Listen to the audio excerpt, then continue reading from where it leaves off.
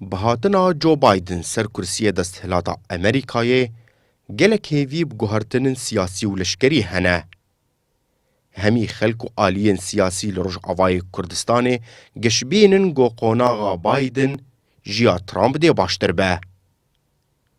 Partiyên enekese dibînin ku Amerîka dewleta saziyan e. Ji ber wilo ew guhertinên mezin dê çênebin.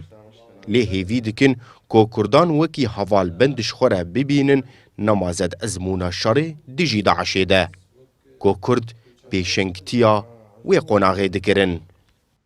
هاتنا بايدن ويد آلية ناف دولتي دا ويد آلية ناف خويي دا ويد آلية روشلاتا نافين دا بقمانا من وي باشتر بي سياستك نرم ومعقولي تر وي بكي ام بهيفين امجي وك كردا قو اف سياستا بيشروجي دوري قو سياستك باشتر بي دا آلية كردا دا نمازا كرد سركات بيشيا دنیای دا بەڕەوانیا دنیای هەموو کرن ئالیە داعش و قوربانیە مەزن دانین.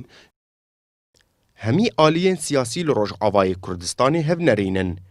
Ku qonaxa desthelata Trump gelek bo belat bi serê Rojava de anîn. Partiyên Rêveberiya Xweser jî duwê baweriyê de ne ku siyaseta Biden dê zelal be. Nema zel hemberî deverê û gefên Tirkiye bi ser de. Di dema ku hîn jî şerê dijî Daişê berdewam e. دولتك وكي أمريكا خدي سياساتك استراتيجية دي هرمي بتايبت دي سوريا دي اف سياساتي باوريا مد ناين قهرت اللي بس بلكي باندورا سروكي وي هبد عليه يعني بيقانينا في سياستها هاني يعني ترامب سرانسري 4 ساله حبكي سياساتوي حبك تناقضات ده ابو نابراوي نابرا سازيين ريفبريا امريكا نها انينا يعني بهاتنا جون بايدن وبارتيا ديمقراطي باوريا مد بلكي حبك مثلا اريني بين دانين يعني پشتگiriya Amerîkî ji Rojavayê Kurdistanê re tenê duwarê leşkerî de ye.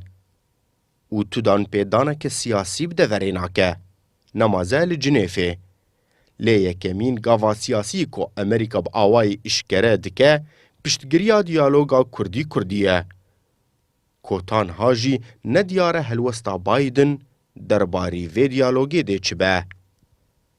Ekrem Salih Kurdistan 24 Qamşlo